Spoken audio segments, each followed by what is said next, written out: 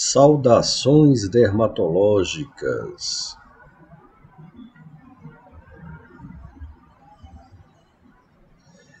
Meu nome é Tiago Gondim, eu sou médico dermatologista, coordenador da pós-graduação em dermatologia do Colégio Brasileiro de Medicina e Saúde, e hoje estamos aqui para dar continuidade ao nosso curso de histopatologia dermatológica ou dermatopatologia, já em nossa 11ª aula.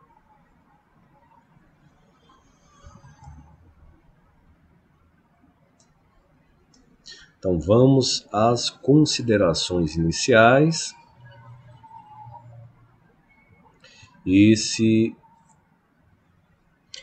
é um curso ofertado para os alunos da pós-graduação, com um prêmio à sua escolha pelo Colégio Brasileiro de Medicina e Saúde. Então nós seguimos o Manual e Atlas de Histopatologia da Pele de Liver. Hoje, como enfatizado, estamos na aula número 11 e vamos discutir as lesões epiteliais papilomatosas localizadas, a princípio com efeito citopático viral. Então, essas lesões, elas têm algumas características em comum. Então, quais são essas características em comum? Elas têm uma epiderme acantótica, ou seja, um aumento da camada malpighiana da pele, da epiderme. As células que são afetadas, chamadas de coilócitos, eles assumem uma formatação com vacúolos, as células se tornam diferentes, vacuoladas, e a camada granulosa, ela se torna espessada, e a quantidade de grânulos dessas células são aumentados. E vemos isso de forma bem característica.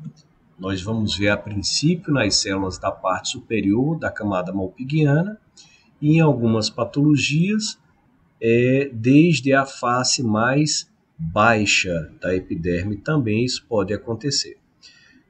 A paraceratose formada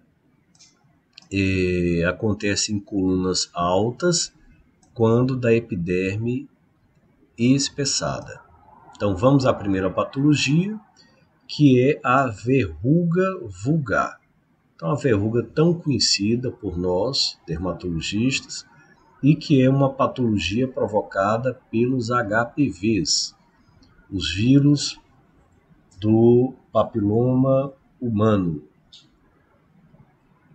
Então são patologias que começam por pápulas. Essas pápulas, elas em geral se mostram elevadas, no caso da verruga vulgar.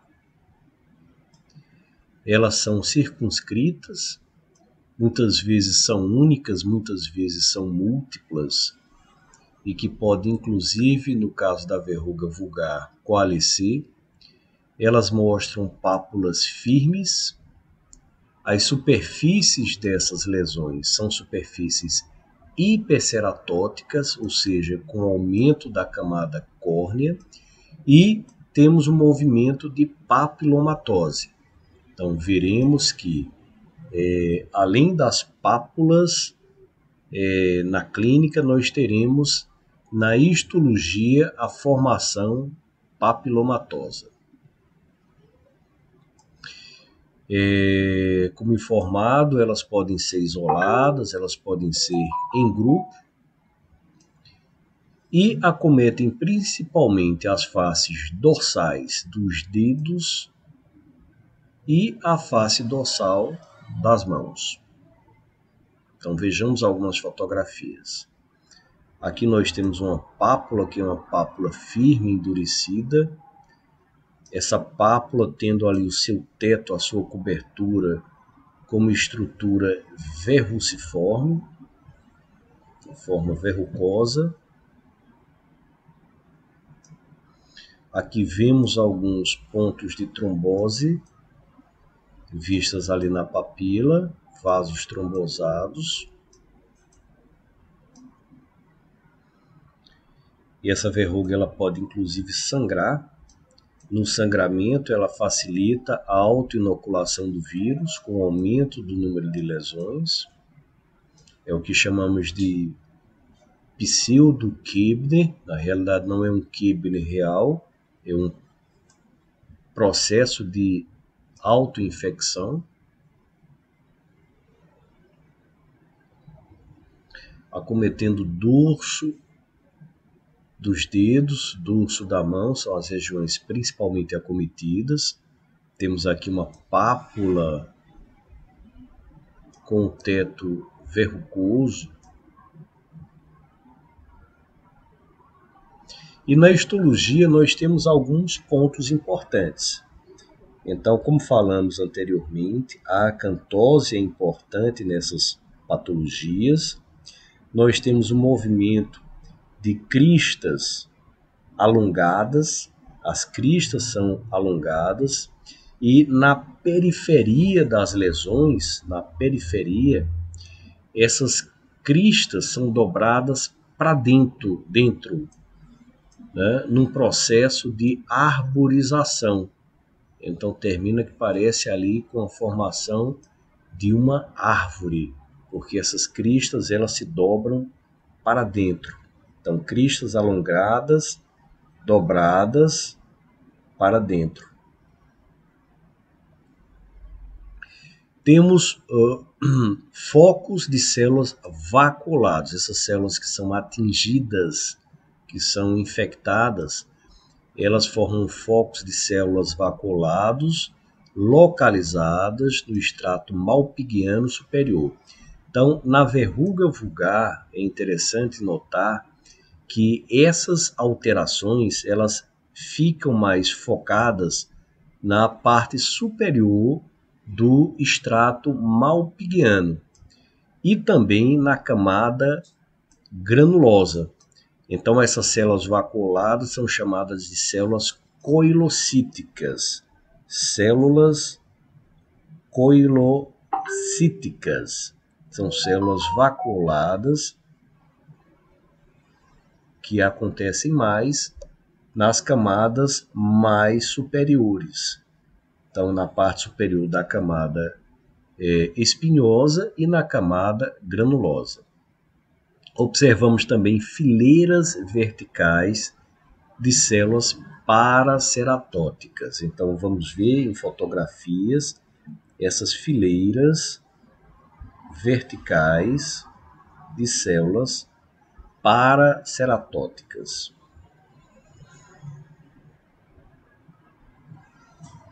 E aqui vemos que esses coilócitos, essas células vaculadas, elas apresentam, na verruga vulgar, elas apresentam pequenos núcleos redondos. Pequenos núcleos redondos. Profundamente basófilos. Vamos ver isso nas histopatologias. E essa célula, esse coilócito, que tem um pequeno núcleo redondo e basófilo, tem ao redor um halo claro. Um halo claro, e o citoplasma ele é pálido. O citoplasma se mostra pálido. Então vejamos essas características na histopatologia. Então vejam aqui que bela fotografia de histopatologia, onde a gente tem uma verruga vulgar. Está aí o endereço eletrônico para se atingir a fotografia, onde há diversas outras fotografias belíssimas também.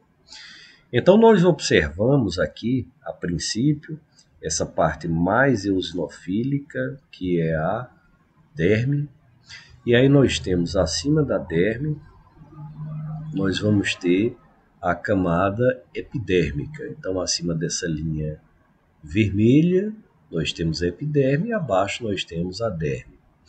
Então, vejam que não existe nenhum processo inflamatório importante, mas nós temos uma alteração nessa parte mais basofílica, ou seja, nessa parte mais celular, de células vivas, digamos assim. E a parte córnea mais eosinofílica. Então, vejamos que aqui nós conseguimos ver uma papilomatose. Então, as papilas, elas conseguem entrar mais na epiderme. Como também vemos que nós temos também uma alteração das cristas. As cristas, elas se mostram mais alongadas, elas estão também penetrando mais a derme. E essas cristas, elas se mostram dobradas para o centro. As cristas da lateral dobram para o centro. Então, aqui no centro, nós temos uma crista apontada para o meio. E nas laterais, a gente consegue ver essa dobra apontando para o meio. Então, isso dá um aspecto de árvore, de formação arboriforme, que é aquela formação que obedece um crescimento de uma árvore. Formação arboriforme. Aqui a gente começa a observar que existe alguma alteração, embora nesse aumento ainda se mostra difícil de identificar, mas que são as alterações que mais tarde nós veremos, que é exatamente essa formação vacuolada, essa vacuolização das células que estão infectadas. Também podemos observar que essas células da parte superior da epiderme são as células mais atingidas, as células que têm a formação, em verdade, têm a formação dos grânulos.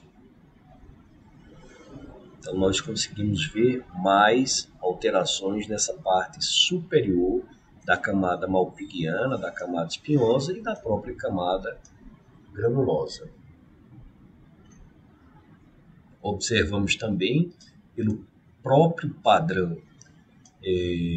córneo, né, de verrucosidade, que é a camada córnea, ela é bastante espessa e que a gente tem a papila, muitas vezes dérmica, muito próxima da camada córnea, o que apresenta às vezes aquela pigmentação escurecida, como no caso de tromboses. Essa é uma fotografia um pouco mais próxima,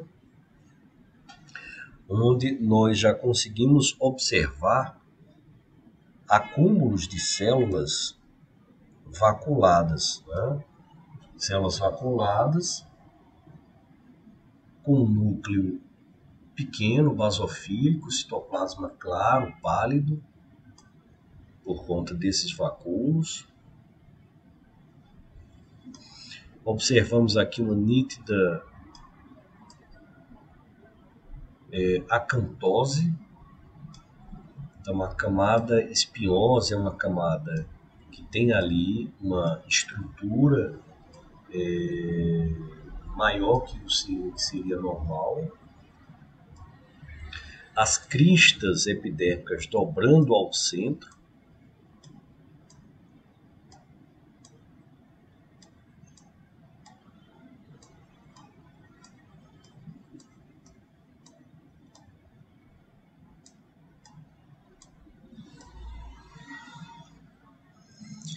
E uma grande camada córnea. Uma grande camada córnea.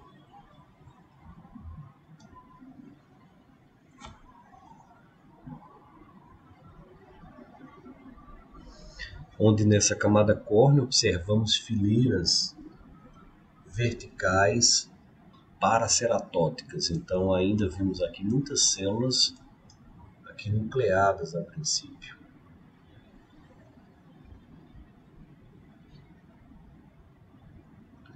Então vamos aproximar um pouco mais. Bom, aqui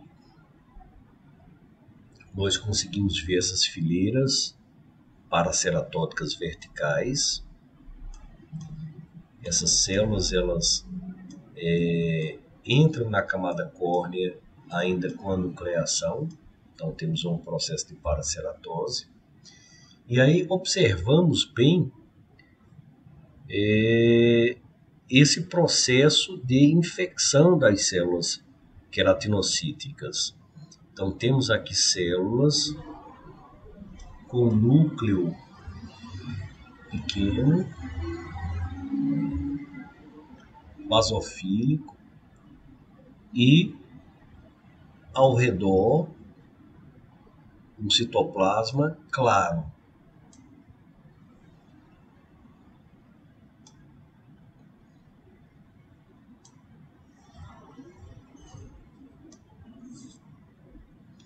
Então vemos aqui, além do núcleo, vemos as inclusões, né? Vemos o quantitativo de grânulos.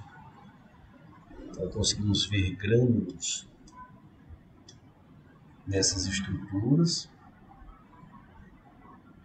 O citoplasma dessas células é um citoplasma pálido. Vimos esse halo ao redor do núcleo, um halo claro.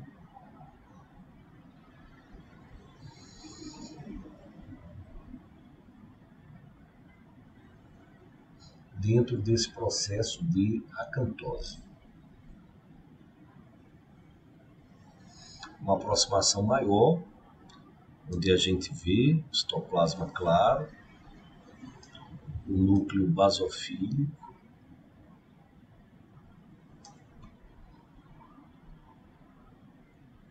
aqui nós temos a formação inicial dessa camada córnea com núcleos ainda. Então são as fileiras verticais paraceratóticas.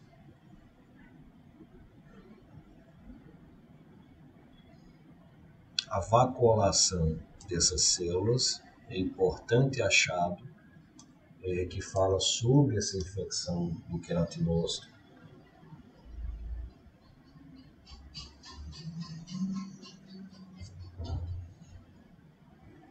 Então vemos que são as células da granulosa, as células da parte superior da camada espinhosa, células que estão ali com os seus grânulos de queratohialina prontos para serem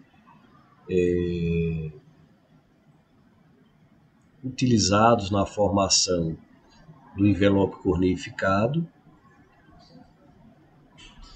E aí o que está acontecendo aqui é uma grande corneificação, uma grande formação de córnea.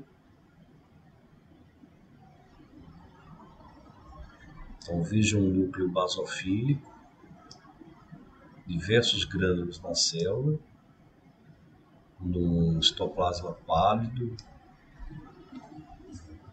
a célula com vacúolos, né, células vacuolizadas. Isso vai reverter também em algumas situações a formação de córnea em cistos.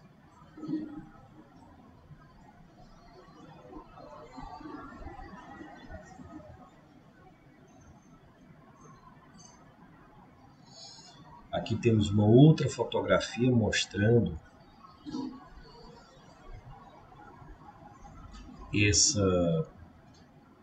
essas estruturas de formação, tanto da parte superior vacuolizada, com a formação dos coilócitos, como também da camada córnea. Então, aqui mostrando a importância do conhecimento histológico, né, de onde é a agressão do vírus, quer dizer, onde essa agressão se torna mais observável.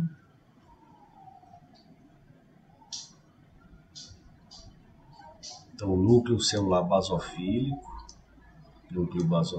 citoplasma pálido.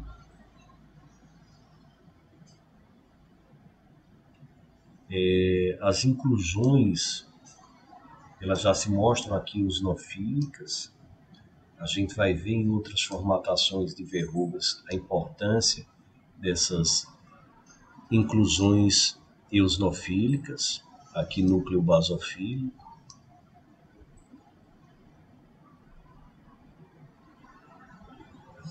Aqui a amostra, desde lá da derme, então a papilomatose, a crista, que é mais alongada, a formação da córnea em fileiras verticais paraceratóticas. Então, vimos aqui no início que esse início é paraceratótico.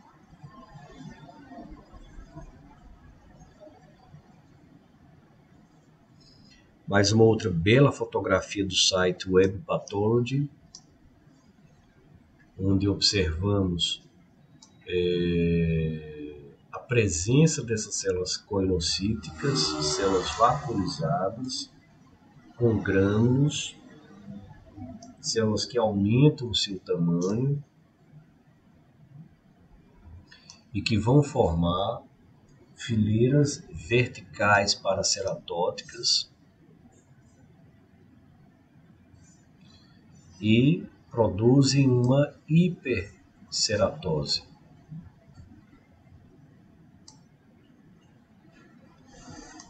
Aqui vemos fileiras verticais paraceratóticas.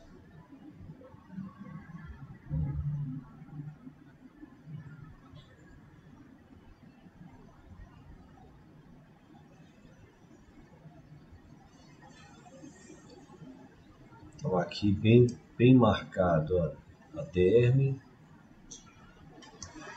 com um certo infiltrado inflamatório. E aí, na subida dessas células até a epiderme, até a camada córnea na epiderme, vimos aqui um aumento dos grânulos, o que seria normal, para essa região mais próxima à região da granulosa.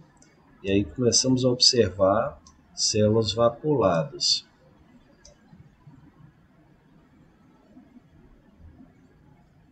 Então, as cristas mais pronunciadas, movimento de papilas que sobem, cristas que descem.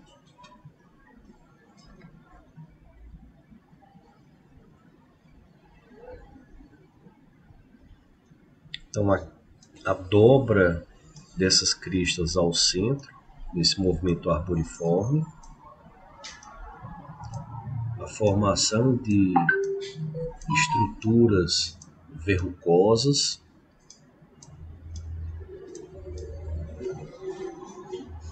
A observação das células coilocíticas. Isso é bem característico, essas células na camada granulosa e na parte superior da camada espinhosa. Uma paraceratose vertical.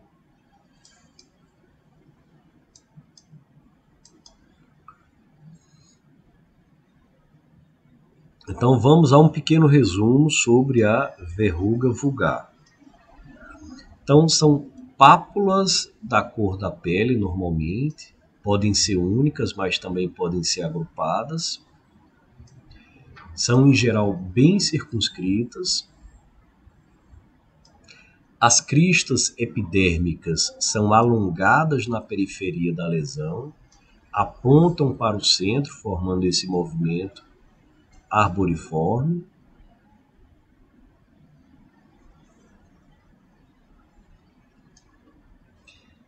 Fileiras verticais de células paraceratóticas nas cristas de elevação, papilomatosas, na dita rete Malpighi. As células granulomatosas estão aumentadas, ou seja, as células da granulosa. As células da granulosa estão aumentadas em número e tamanho, Esse nome granulomatoso aqui pode confundir. Então vamos substituí-lo por células da granulosa. Estão aumentados em número e tamanho nos vales intervenientes e contêm grumos irregulares, densos de grânulos de cerato-hialina. Então nós conseguimos observar esses grânulos em diversos momentos. Tá aqui, ó, grânulos de cerato-hialina. Esses grânulos eosinofílicos. Grânulos de cerato-hialina.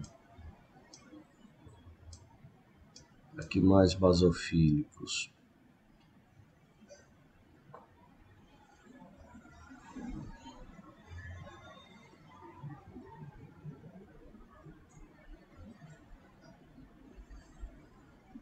E os coilócitos possuem pequenos núcleos redondos, intensamente basófilos, rodeados por um halo claro e citoplasma que se cora palidamente. Então isso nós conseguimos ver. Então vejamos agora uma outra forma de verruga.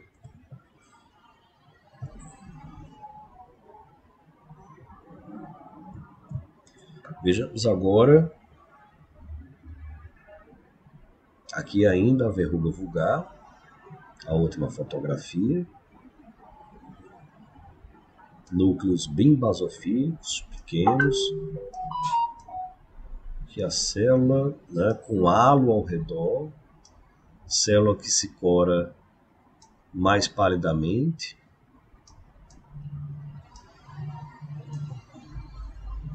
Núcleo, vacúolo, um halo claro.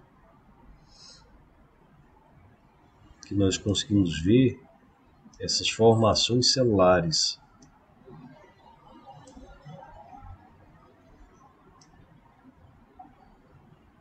Então, núcleo, citoplasma, né? Mas aqui a gente vê que o citoplasma é mais amplo, mais pálido, né? Claro e com os vacúolos. Aqui a célula maior, núcleo basofílico, um halo ao redor, vacúolos, citoplasma mais pálido. Núcleo, halo claro, citoplasma,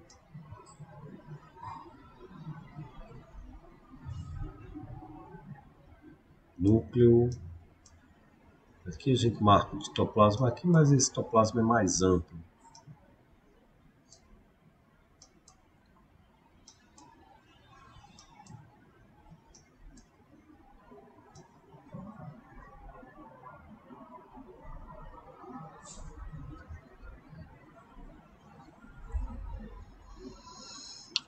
Bom, vamos agora para a verruga plana.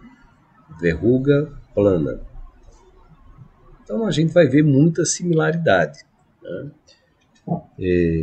A gente tem a formação papular, então são pápulas, contudo são pápulas que têm uma pequena elevação, são ligeiramente elevadas.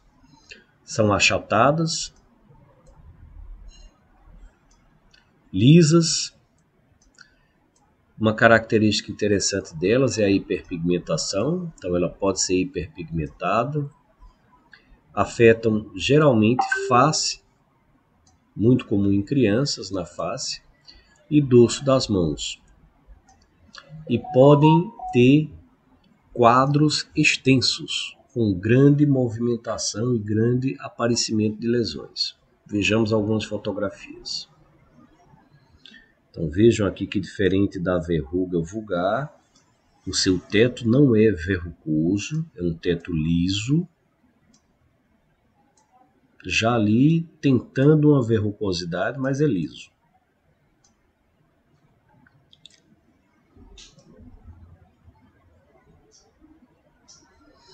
Aqui temos a mesma formatação, mais plana inclusive, mais hiperpigmentada.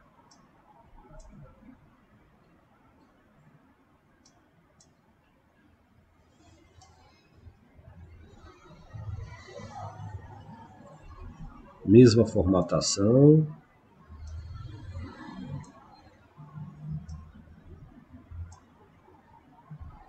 Pouca elevação, pigmentação.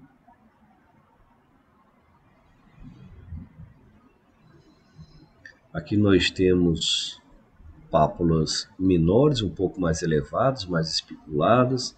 Nós temos aqui a pseudocoebnerização, que é o aparecimento das lesões em regiões traumatizadas. Então, em geral, isso acontece por contaminação.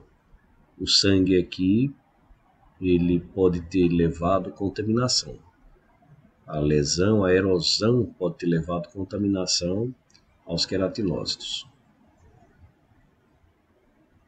por transferência viral. Aqui mostrando em dorso da mão. E aqui uma belíssima fotografia mostrando as pápulas lisas da cor da pele que poderiam ser pigmentadas, principalmente em face, mas aqui no antebraço. Uma perna, parece uma perna.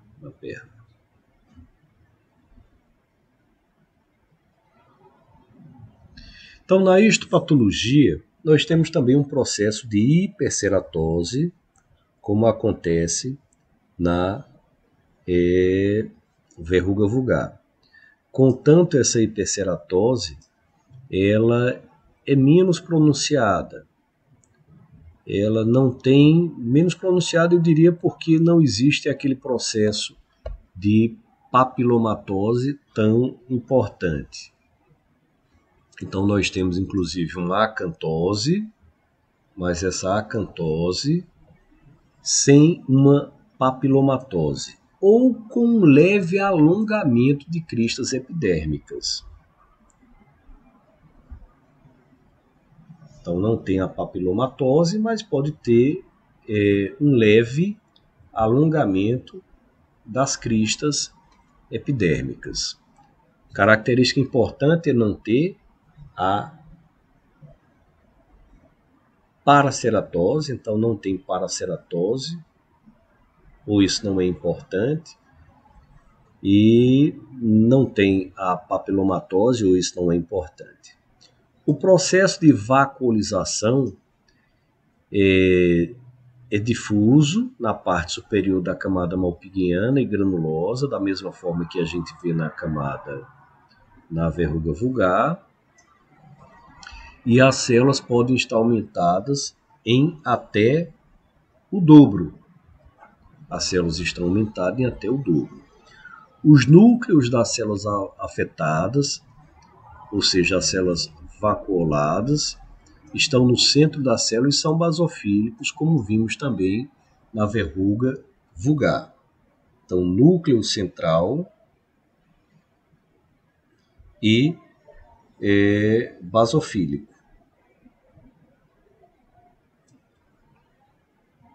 A granulose é espessada, então aqui é mais importante essa questão do espessamento da granulosa, uma vez que não temos a acantose.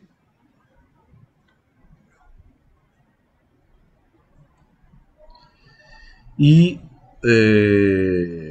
esse espessamento ele é uniforme, e a camada córnea tem aspecto de trançado de cesta. Então, além de não termos a paraceratose, nós temos um formato de cesta ou de cesto. Isso em virtude da vacuolização dessas células córneas, e a derme se mostra normal. Então, vejamos algumas fotografias da histopatologia. Então, já diferente do que a gente viu na verruga vulgar, nós aqui temos uma camada espinhosa mais condizente com o que seria normal. Então, camada espinhosa mais condizente com o que seria normal. E diferente da camada córnea que vimos na verruga vulgar, onde teríamos paraceratose, Aqui nós não temos paraceratose, temos essa formatação em cesto, trançado de cesto. Então, vemos isso aqui, trançado de cesto. E vimos nas camadas superiores, na parte superior da espinhosa e na camada granulosa, nós vimos as células vaculadas, com essa camada granulosa mais espessada.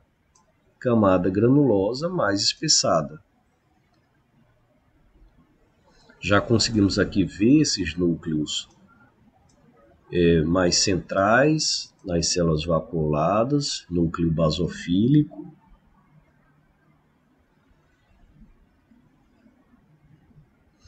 Aqui a fotografia belíssima mostrando essa célula com o núcleo no centro da célula.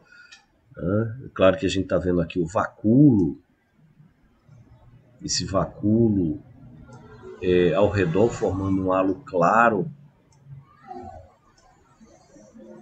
Então, essas células elas vão ascendendo e vão mostrando o resultado do processo infeccioso, que é a coilocitose, o núcleo basofílico central, e depois vamos vendo na camada granulosa esses grânulos de ceratoialina, que ficam bastante observáveis quando comparamos visualmente aqui o citoplasma com o vacúolo, o citoplasma claro. À medida que vai chegando a córnea, então o tecido se torna mais eosinofílico, mais avermelhado. As células, elas aumentam bastante aqui em tamanho, estão dobrando muitas vezes o tamanho.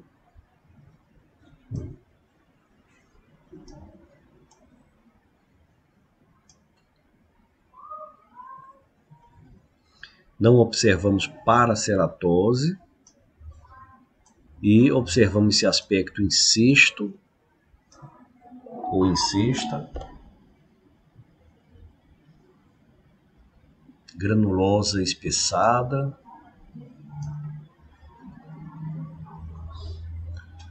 A acantose não existe, ou ela é muito pequena. Então não existe aquela papilomatose. Às vezes o que acontece é uma leve proeminência das cristas.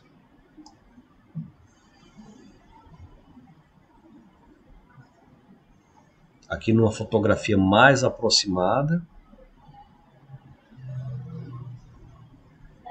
Voltando aqui à primeira, lendo aqui o que tem no slide, ortoqueratose. Ortoqueratose é o contrário da paraqueratose, ou seja, a ausência de núcleos. Ele diz ainda, ele consegue ver uma leve papilomatose e uma leve acantose. E, usualmente, mínima paraqueratose ou ausência de paraqueratose.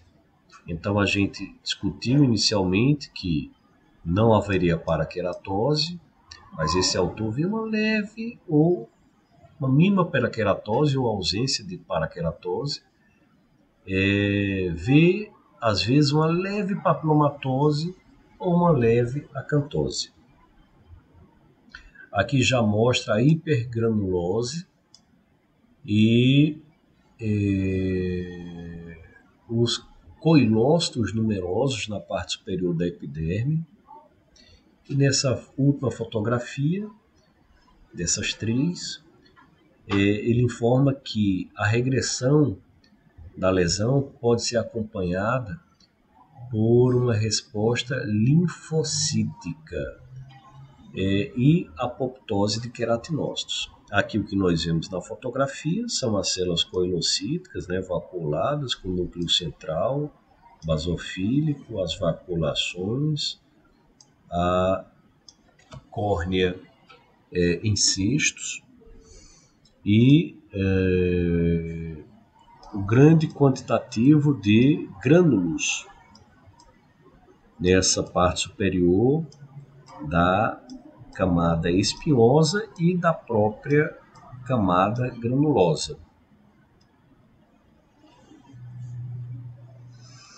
Nessa fotografia nós observamos realmente que há uma normalidade aqui na espessura da espinhosa, então sem acantose, mas observamos grande quantidade de células coilocíticas, observamos também a camada córnea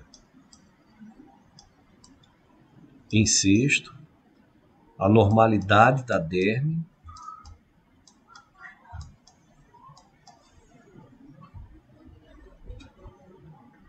Nesse aumento não observamos ou muito pouca paraceratose.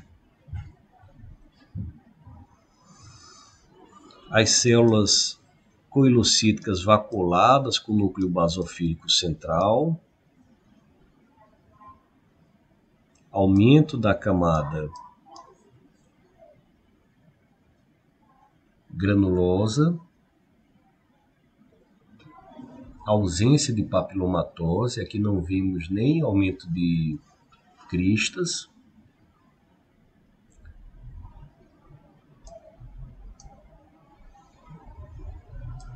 Tem uma pequena hiperceratose.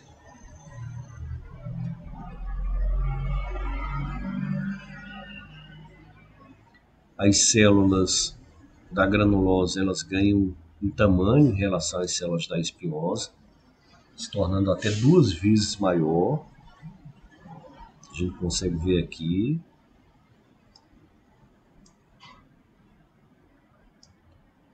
As células maiores, com núcleo central basofílico, com muito grânulo, com vacúolo. O aumento dessa camada granulosa. As células também aumentadas, então muito desse aumento da granulosa se dá pelo aumento das células da granulosa. Então, em termos de resumo, o que temos aqui? Então, múltiplas pápulas lisas, individualizadas, então elas não coalescem normalmente. Pode ser da cor da pele ou pigmentadas. Os arranjos lineares, o que a gente chama de pseudo-Kibner, que é um processo de infecção, de autoinfecção. A acantose irregular, que na realidade, isso quando ela acontece, mas em geral essa acantose ela tende a ter normalidade da espinhosa, então sem acantose. Um proeminente efeito citopático viral com a formação dos coilócitos, então vacuolização, aumento do tamanho dessas células, principalmente na camada granulosa, núcleo bastante basofílico e no centro da célula e, mais uma vez, a camada granulosa proeminente. Aqui colocaria também uma hiperceratose sem paraceratose, uma hiperceratose em cesta ou cesto. Mais uma fotografia, última aqui da verruga plana. Então, vemos até que em alguns momentos existe realmente a possibilidade de um pequeno aumento da camada espinhosa, o que pode ser considerada uma acantose irregular. E a camada córnea em cesto, sem paraceratose, ou se tem, muito pequeno. Camada granulosa aumentada, as células aumentadas, com grânulos aumentados. A parte superior da espinhosa com acometimento de células vacuoladas, né, os coilócitos. E uma derme normal. No processo de cura, podemos ter um processo de inflamação com infiltrado linfohistiocytário. Então, para finalizarmos as verrugas, vamos à verruga plantar, né? Verruga plantar ou verruga palmo-plantar. São verrugas mais profundas. E aí a gente tem uma diferença já em relação à verruga vulgar, que também acomete palmas e plantas.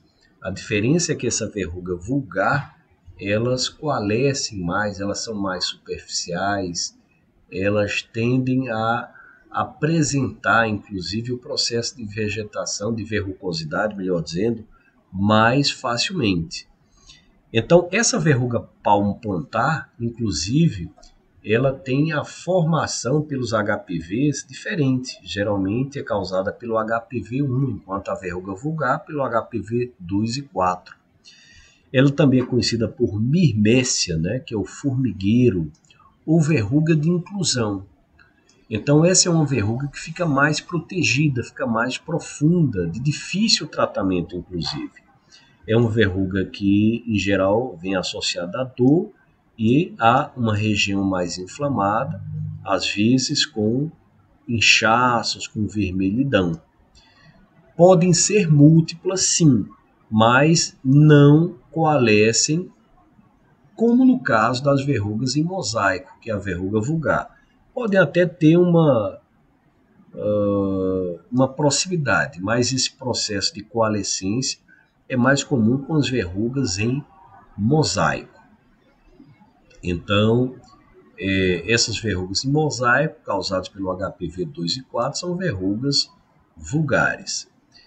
Então, ela geralmente vem com a cobertura por uma calosidade espessa, o que a difere da verruga vulgar, que em geral não tem essa calosidade. Então, a verruga palmo-plantar é aquela verruga que faz mais diagnóstico diferencial com os calos, com as calosidades.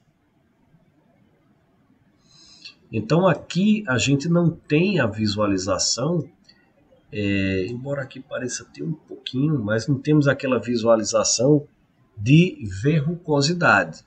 Temos um processo endurecido, doloroso, que parece realmente um calo, e numa região até aqui de um calo.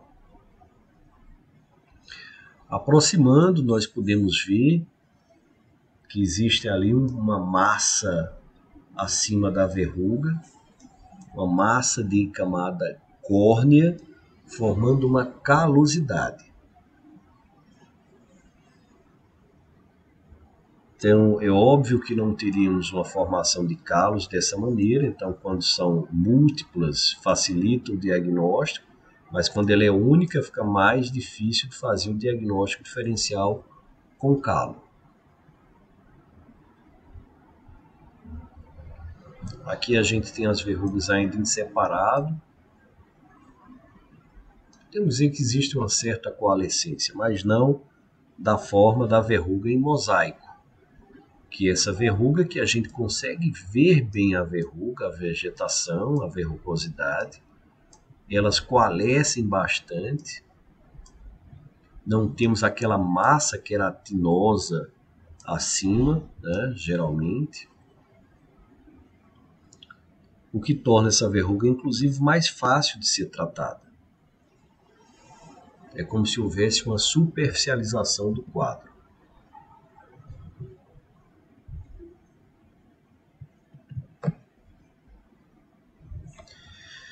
Então, essa verruga palmo-plantar, em termos histológicos, a gente falou que é uma verruga HPV1, ela tem a ceratohialina abundante. Então, os grânulos de ceratohialina são abundantes e são eosinófilos, abundantes eosinófilos. Uma coisa importante é que eles já começam na epiderme inferior.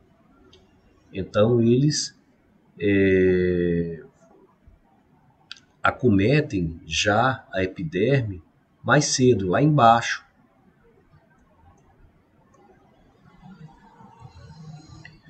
O citoplasma de muitas células contém numerosos grânulos, então a gente colocou aqui que a ceratoialina é abundante e eosinofílica, que aumentam com a subida da célula. Então, quanto mais a célula sobe, mais vai ter ceratoialina, mais vai se tornar essa célula de inclusão, né? Que esses grânulos eles vão coalescendo, né? Os grânulos eles vão coalescendo e formando esse corpo de inclusão, o corpus de inclusões, que são corpos homogêneos, mas de forma irregular. Homogêneo e de forma irregular.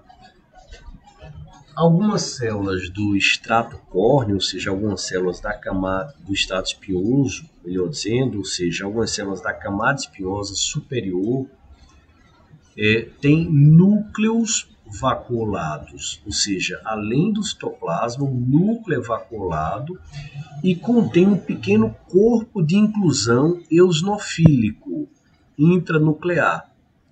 Então, corpo de inclusão eosinofílico intranuclear, além do seu nucleolo redondo, que é basofílico. Então, esses dois, inclusive, desaparecem com o evoluir, quer dizer, com a ascensão da célula, quando esse núcleo ele se apequena e fica também basofílico. Então, é uma característica também importante que o núcleo ele parece ser vacuolado, né? O núcleo se torna vacuolado dessas células mais superiores da camada espinhosa. Ele é vacuolado, contém esses pequenos corpos de inclusão eosinofílicos, intranucleares e além do seu nucleolo basofílico. E com a evolução, os dois desaparecem porque o núcleo também se apequena e se torna basofílico. Então vejamos aqui algumas fotos. A gente já vê uma camada córnea bastante espessa acima da lesão. Vemos células vacuoladas, ou seja, vemos início de alterações mais cedo, né, já nas faces mais baixas da epiderme. E esse processo de formação de células vacuoladas agora com corpos de inclusões eosinofílicos. Então vemos aqui que as células elas estão alteradas mais baixo, né, mais cedo.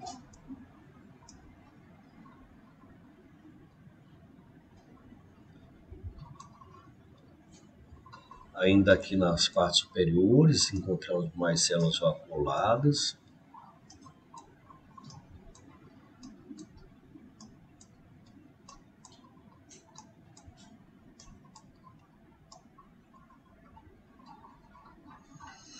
Aqui nós temos as células com esse material de inclusão eosinofílica,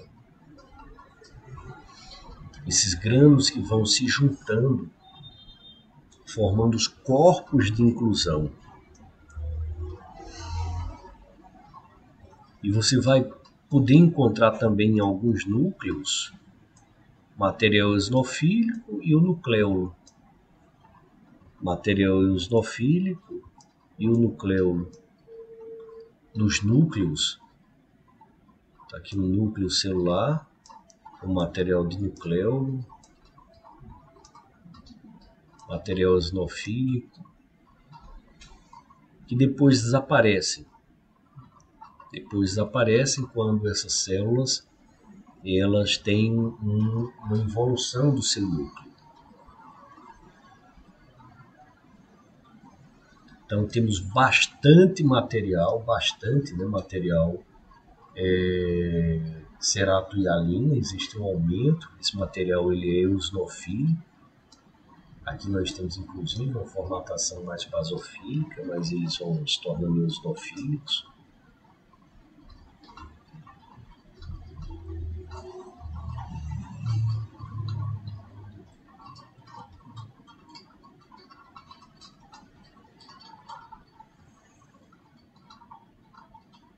Aqui vemos bastante esse material eosinofílico. Núcleo celular com nucleus.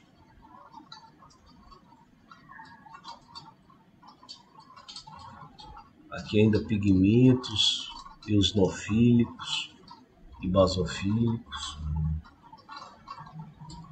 E os vacúolos, né? A vacuolização, que é importantíssimo para a coelocitose. O núcleo celular com vacuolização. Núcleo celular com vacuolização.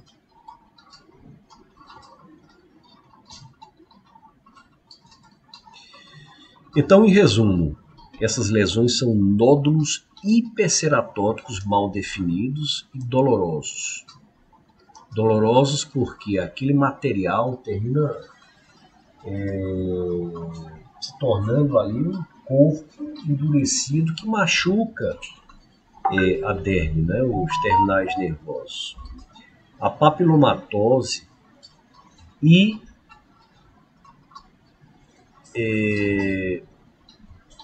existe a papilomatose e o espessamento da epiderme. Então, às custas do extrato córneo espessado. Grandes corpos de inclusão de forma irregular, são corpos homogêneos no citoplasma dos ceratinócitos afetados. E aí, no resumo, colocaríamos também essa formação, né, mais cedo, acontece mais cedo da coelocitose, níveis mais baixos da epiderme. Essas células chegam com muitos grânulos eosinofílicos já nas partes mais superiores, então atingindo aí a camada granulosa, as partes mais superiores também da espinhosa. Esses corpos de inclusão, eles são formados pela ceratohialina e nós temos uma característica homogênea dos mesmos. O núcleo basofílico e também inclusões e vacuolizações do núcleo celular podem ser substituídos e são substituídos por uma regressão desse núcleo. Então, mais uma vez, uma fotografia bela mostrando aqui faces níveis mais baixos da epiderme sendo acometidos por essas células coelocíticas. Então, a vacuolização das células chegando em níveis mais altos, até nesse caso aqui tomando parte ainda na formação da camada córnea, que até se mostra aí com paraceratose nessa fotografia.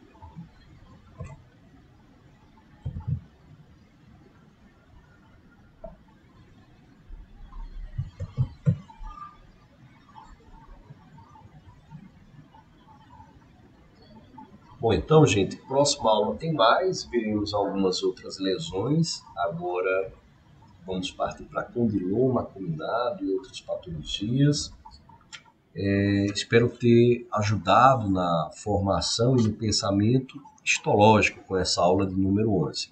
Então, lembrando que o curso de histopatologia é uma oferta do CBMS aos seus alunos de pós-graduação, pois sabemos que o dermatologista ele deve entender muito bem sobre a fisiopatologia e sobre a estruturação tecidual das patologias dermatológicas.